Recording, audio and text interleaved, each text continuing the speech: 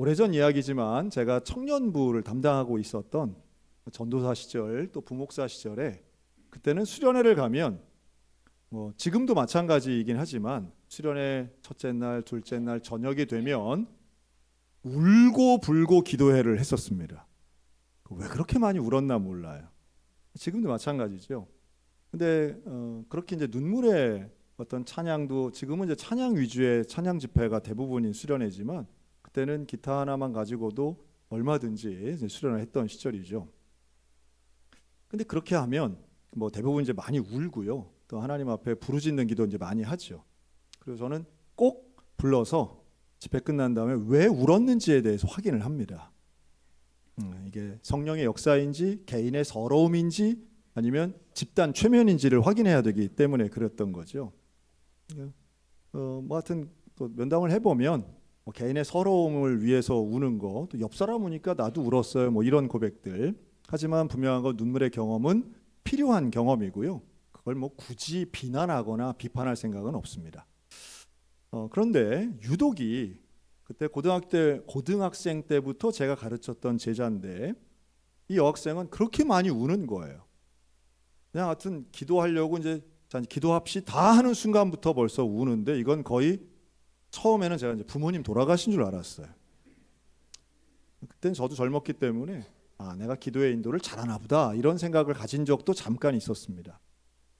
하지만 이제 아이들이 울고 하는 걸 이제 확인하는 가운데에서 그걸 알게 됐죠. 대학생이던 시절이에요. 그때 한 19살, 20살 요때인데요. 뭐가 그렇게 슬프냐 그랬더니 하나님을 못 부르겠다는 거예요. 하나님을 왜 못 불러? 그랬더니 하나님 아버지라고 못 부르겠다는 거예요. 그 왜 그러냐? 왜 아버지란 말을 못하냐? 그랬더니 아버지가 너무너무 미워서 아버지란 단어를 입에 올리기도 싫다는 거예요. 참 불행하지만 다는 몰라도 어느 정도 이해할 수 있는 부분이죠. 저는 그 반대를 더 많이 보거든요. 육신의 아버지가 내게 해준 거 없고 참 미워서 하나님이라도 내 아버지 돼주세요. 그래서 하나님 아버지 부른 사람들을 더 많이 아는데 이거는 살아계신 그것도 함께 사는 아버지가 너무너무 미워가지고 아버지란 단어 자체도 내기가 어렵구나.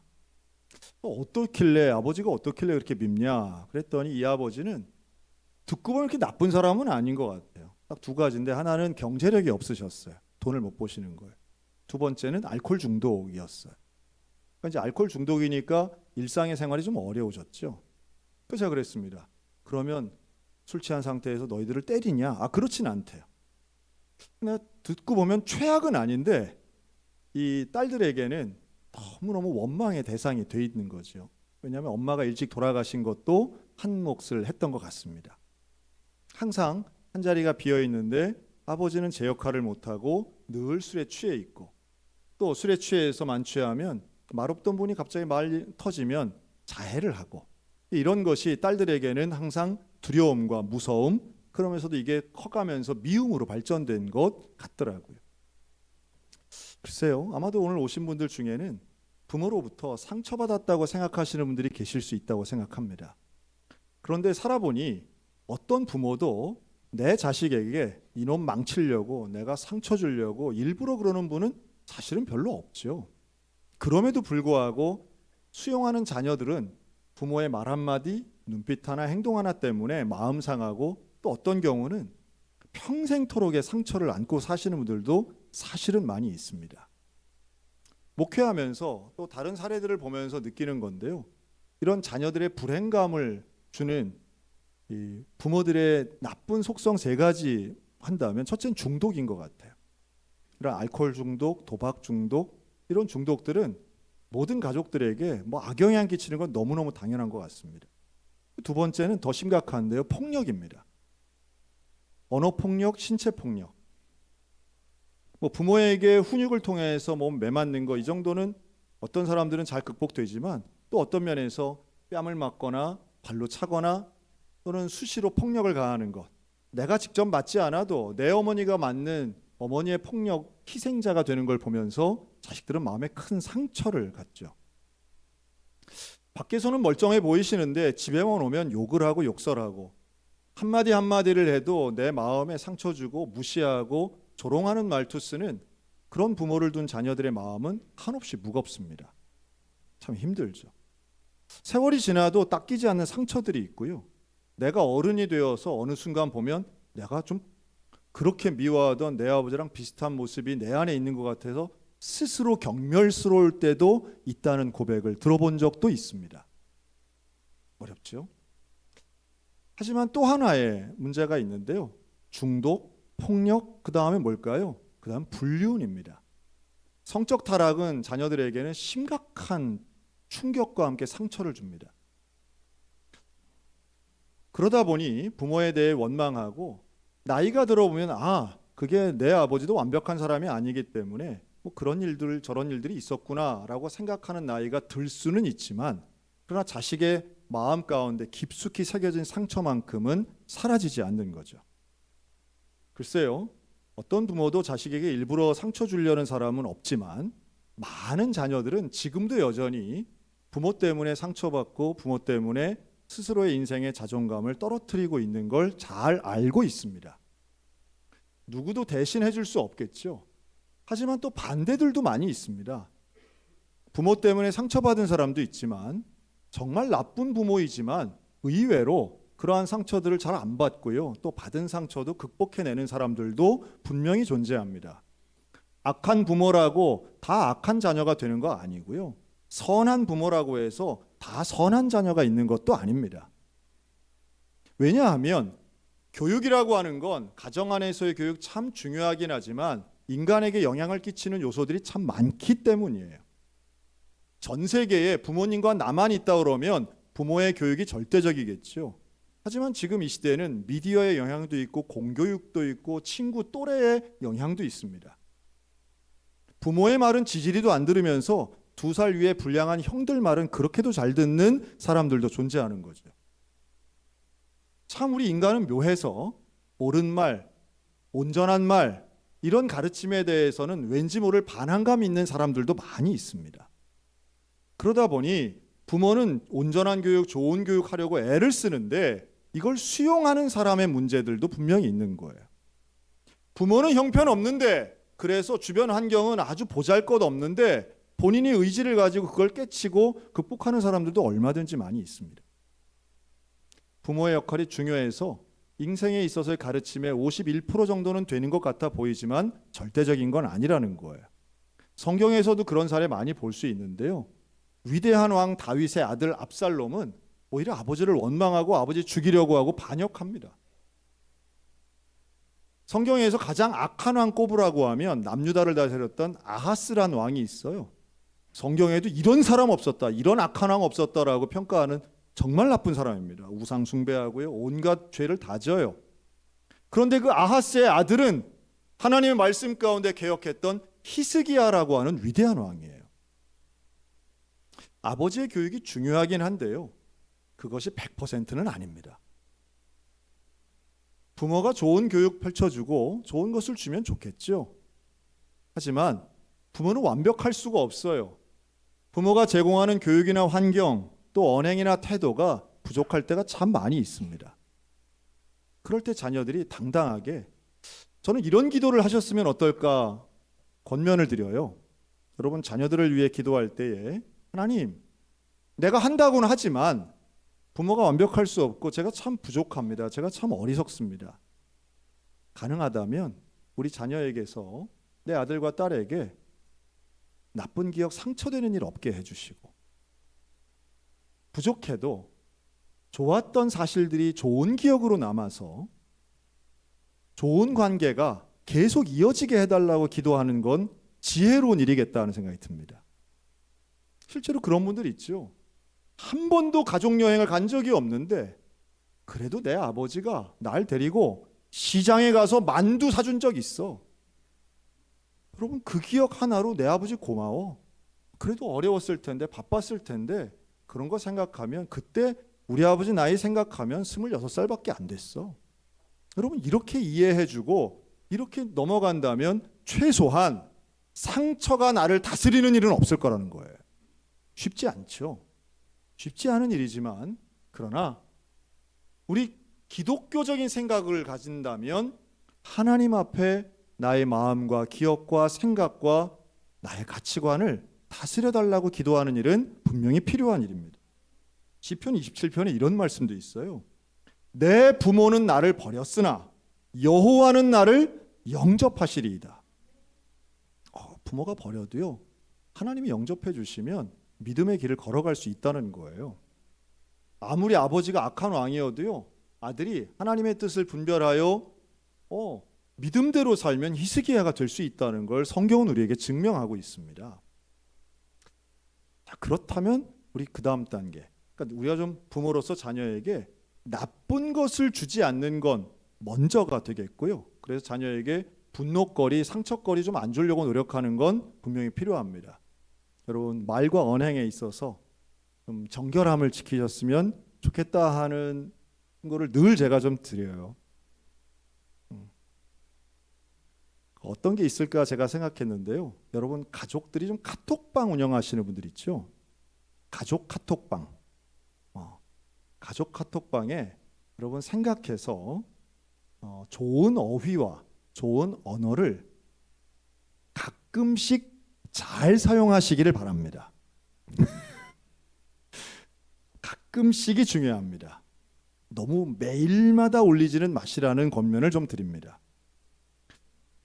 저는 요즘 성인 자녀를 대하는 것에 관심이 많습니다. 왜냐하면 초장수 국가인 우리 대한민국의 사람들은요, 자녀가 있다고 전제할 때 미성년 자녀를 대하는 시간은 극히 짧고요, 사실은 성인 자녀를 대하는 시간이 훨씬 깁니다. 훨씬 길어요. 그렇다면 우리가 주의 교훈과 훈계로 양육해야 되는 시간은 사실은 성인 자녀의 시간이 훨씬 긴데, 우리의 관심은 교육은 어린이에게, 미성년자에게 해야 된다고 하는 좀 오해가 있죠. 여러분, 교육은 지적 교육이라고 생각하니까 그런 부분이 있는데요, 부모가 자녀에게 영향을 미치는 것은 사실은 평생입니다. 그런데 그 평생토록 해야 될 일인데, 옛날에는 그렇지 않았는데 지금 최소한 우리 대한민국 국민들은요, 이제는 회갑되는 자녀를 보는 현실 앞에 서 있습니다. 그렇죠? 내 자녀가 회갑이 되는 걸 보는 분들이 요즘은 훨씬 많아졌어요. 자, 그렇다면 그 성인 자녀를 우리는 어떻게 대해야 할까요? 여러분의 자녀가 30살이 넘고 40살이 넘었다면 하나만 말씀드리면요, 5살처럼 대하시면 안 됩니다. 그러면 안 돼요. 우리가 보기에는 내 아들이 30이 되고 40이 돼도 몇 살처럼 보여요? 저한테 늘 그러죠, 우리 권사님들. 아유, 얘가 나이만 먹었지, 애예요, 애. 그래요. 그러면 그 말 누가 제일 싫어할까요? 며느리는 모멸감을 느끼는 순간이에요. 내가 애랑 결혼했나? 갑자기 우리 시어머니들 얼굴이 확 굳어지는데, 그런 거 있습니다. 여러분, 자녀가, 부모가 볼 때는 자녀가 한없이 어려 보이죠. 그런데요, 저는 신방 가서 듣다 보면 와, 그의 걔가 뭐 얘가 제가 하는데 잘 들어오면 38살이에요. 여러분, 38은 얘가 되면 안 됩니다. 최소한 50년 전, 100년 전 우리 부모님들이 우리보다 촌스럽고 무지한 것도 많았지만, 성인지 감수성은 확실히 떨어졌을지 모르지만, 그 시절에 우리 부모님들은요, 결혼하면 20살이어도 존댓말을 하셨어요. 자네 이거 들게. 여러분, 사위에게 너무 반말하지 마시기 바랍니다. 아들 같아서 그래, 딸 같아서 그래. 근데 그런 태도가 나쁜 건 아닌데요, 또 요즘은 많이 그런 게 유행이라고 하죠. 이름 부르고 반말하는 것, 글쎄요, 친밀하고 좋고 맥주 한잔 할 때는 좋을지 모르겠는데요, 그걸 듣고 있는 배우자가 있고 자녀가 있다는 것을 염두에 두시기 바랍니다. 그걸 염두에 두시면, 한 번만 더 생각하면, 한 단계만 더 생각하면 우리의 말과 표현, 우리의 호칭과 어투는 한 번 더 신중해질 수 있습니다. 성인 자녀를 대한다는 태도는 바로 이러한 나 자신을 돌아보는 것에서부터 시작된다고 생각해요. 성경은 우리에게 명확한 원칙을 줍니다. 자녀는 나의 소유물이 아닙니다. 또 자녀는 나의 창조물도 아닙니다. 부모는 창조자가 아니에요. 창조주는 오직 한 분, 여호와 하나님 한 분이십니다. 하나님이 창조하셨어요. 부모는 창조자가 아니라 청지기에 가깝습니다. 자녀는 나의 소유물이 아니라 단독적인 하나님의 형상입니다. 존중해야지요. 인정해야 됩니다. 그런데 부모의 눈에는 여전히 어설프고 부족하고 저게 지금 실패할 것 같은 일들이 많이 보이지요. 그래서 오늘 저를 포함해서 우리 모두에게 좀 권면하는 거예요. 성인 자녀를 대할 때에 저를 한번 따라해 주시기 바랍니다. 자식을 이기려 하지 말자. 여러분, 논리로 이기면 관계는 멀어집니다. 부모가 옳은 말을 할수록 자식은 점점 말을 하지 않게 됩니다. 여러분, 제일 듣기 싫은 말이 뭔지 아세요? 제일 듣기 싫은 말은, 자, 우리 옆 사람 보고, 제일 듣기 싫은 말은 같은 말입니다. 똑같은 말 제일 듣기 싫어요. 제일 듣기 싫어요. 그런데 우리는, 하여튼 저도 그런 것 같아요. 나이가 들수록 같은 말을 반복하고 있더라고요. 여러분, 설교를 한번 잘 생각해 보세요. 설교의 목적과 본질은 똑같습니다. 예수 그리스도의 복음을 전파하는 것이고요. 성경의 내용을 전하는 거예요. 그런데 이걸 어떻게든 좀 다르게 해보려고 공부하고 연구하고 노력하잖아요. 똑같습니다. 여러분, 자녀와의 대화에서 똑같은 말을 하지 않도록 노력하는 태도가 있다면 자녀는 한 번 더 우리의 말에 조금 더 귀를 열 겁니다. 마음을 열 겁니다. 다시 말해, 저 타임 되면 우리 엄마 또 저 얘기하겠네. 요게 예상이 되는 순간이 있습니다. 그러면 듣기는 싫고요. 잔소리가 되고요. 효과가 없습니다. 가장 큰 효과가 언제 생길까 생각하면 침묵도 필요할 때가 있습니다. 침묵이 결국은 우리는 자녀가 행복하게 또 건전하게 거룩하게 살게 하는 것이 우리의 목표지 내 속에 있는 답답함을 푸는 게 목표는 아니잖아요. 그렇다면 조금 더 건전하고 조금 더 발전되고 행복한 삶을 살게 하기 위해서 내가 한 번 더 침묵하고 한 번 더 기다려준다면 저는 그게 훨씬 더 큰 사랑이라고 믿습니다. 놀랍게도 성경은 우리에게 자녀 양육의 원리를 두 단어로 설명하는데요. 하나는 교훈이고 하나는 훈계예요. 그런데 이 교훈과 훈계를 다른 말로 바꾸면 뭐가 될까 생각을 해봤습니다. 저는 교훈은 하나님이 우리를 대하시는 방식이고 가르침의 원리인데 그게 바로 사랑이죠. 사랑이에요. 여러분, 사랑은 무례하지 않습니다. 사랑은 오래 참아요. 다른 사람에게는 우리가 잘 못 참죠. 하지만 자녀에게는 조금 참아주는 더 큰 사랑을 실천할 수 있다고 확신합니다. 오히려 자녀들이 우리에게 정말로 원하는 것, 부모에게 원하는 것은 바로 그런 본질적인 하나님과 거의 비슷해 보이는 참된 사랑의 모습일 텐데요. 그러면 자녀는 정답을 원하는 게 아니라 내 이야기를 끝까지 들어주는 사람을 기대할 것입니다. 그럼 목사님 그러면 맨날 부모만 희생하나요? 할 수 없어요. 부모가 더 희생해야죠. 더 큰 사랑을 가지니까요. 하지만 그 사랑에 원수를 갚는 날도 올 겁니다. 왜냐하면 대기되어 있는 손자 손녀가 있잖아요. 손자 손녀들을 대하는 방식이 지금 내가 성인된 내 자녀를 대하는 방식과 연결되어 있음을 잊지 마시기 바랍니다. 듣기 싫은 같은 말을 계속 반복하지 마시고 하나님 앞에 지혜 달라고 기도하세요. 하나님 앞에 주님, 주의 교훈과 주의 훈계로 양육하기를 원합니다. 어떤 게 있을까요? 내 아들과 내 딸이 어릴 때 그렇게 예뻤는데, 어릴 때 그렇게 내 말 잘 들었는데, 어릴 땐 그렇게 순종적이었는데 지금은 내 말 듣지도 않고 들으려 하지도 않고 섹시 말만 듣고 남편 말만 듣습니다. 하나님, 내게 지혜를 주세요. 그래, 여러분, 독립된 성인 자녀들은 자기의 가정을 먼저 우선시하는 건 너무도 자연스러운 일입니다. 내 말을 듣는 것보다 배우자의 말을 듣는 것이 우선적인 건 당연한 원리예요. 여러분, 성경적 원리는 유교적 내용과는 좀 다릅니다.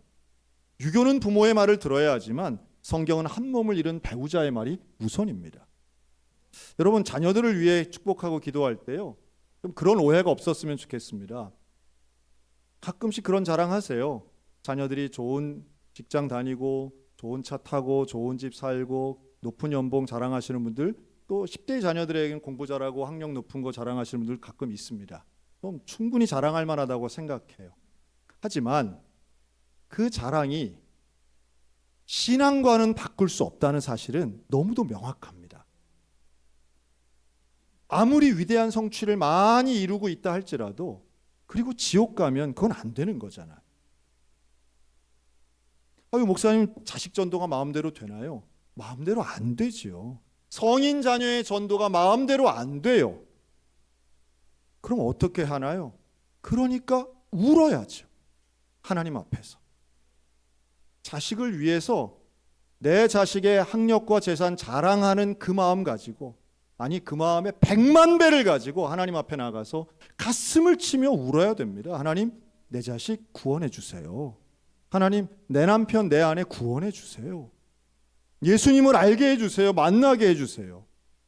공부는 잘했는데, 돈은 잘 버는데, 건강은 한데 예수님을 몰라요. 나 죽고 난 다음에, 나와 헤어진 다음에 나는 천국 가는데 지옥 가면 어떻게 해요? 여러분, 이 말이 유치하게 들리신다면 우리의 신앙이 위태위태한 겁니다. 지옥의 이야기가 잘 안 와닿는다. 현대인 그리스도인들이 이런 얘기 참 많이 해요. 시대가 어느 때인데 지옥 이야기 하느냐. 안타깝죠. 다른 것으로 대체할 수 없습니다. 하나님 앞에 여러분, 상처받은 자녀들이 있습니까? 내가 상처받은 아들이고 딸이라고 생각하십니까? 그렇다면 하나님의 위로를 받으시기를 주의 이름으로 축원합니다. 그리고 내 성인 자녀들을 대하면서 복음의 시각을 가지고 대하시기를 바랍니다. 하나님께서 분명히 이루어 주실 것입니다. 저는 그걸 믿어요. 부모의 사후에라도 자녀는 구원받아야 됩니다. 제가 오늘 설교 초반부에 말씀드린 2명의 제자들이 있어요. 하나님 아버지를 부르기 꺼려했던 그 자매는 나중에 전도사님을 만나서 결혼을 하거든요. 그리고 지금은 경상북도 지역에서 목회하고 있습니다. 목사님 사모님이 됐어요. 그래서 하나님 아버지를 전파하고 있습니다. 말기암 아버지 환자를 안방에 모셨던 그 아들은 저하고 오랜 시간 동안 함께 신앙생활을 했고요. 그리고 조금 나이가 들어서 신학교에 가서 몇 년 전에 담임 목사 취임을 했습니다. 그 취임식에 제가 가서 축사를 했는데요. 감사하더라고요. 그러면서 동일한 고백을 합니다. 아버지에 대한 기억은 명확하지만 이제 상처는 해소되었습니다. 이제는 아버지가 한없이 불쌍하고 살아계신다면 꼭 껴안아 드리고 복음을 전하고 싶다는 그런 말을 하더라고요. 여러분, 마찬가지입니다. 하나님께서 상처는 사실은 나의 문제죠. 누가 가해자는 있지만 결국 나의 문제잖아요. 여러분, 하나님의 치유하심을 경험하시기를 축원합니다. 그리고 이제는 내가 부모가 되어서 자녀에게 상처 주는 일이 없었으면 좋겠고요. 그리고 우리 모든 믿음의 가정들에는 바로 이러한 믿음의 선순환을 통하여 하나님 앞에 서로 사랑하고 헌신하는 온전한 가정들이 되셨으면 좋겠습니다. 이번 2026년 5월 서로를 사랑하고 축복하며 믿음으로 걸어가는 우리 소양교회 모든 믿음의 가정들 가운데 하나님의 놀라운 축복이 임하시기를 우리 주님의 이름으로 축원합니다. 아멘. 기도하겠습니다.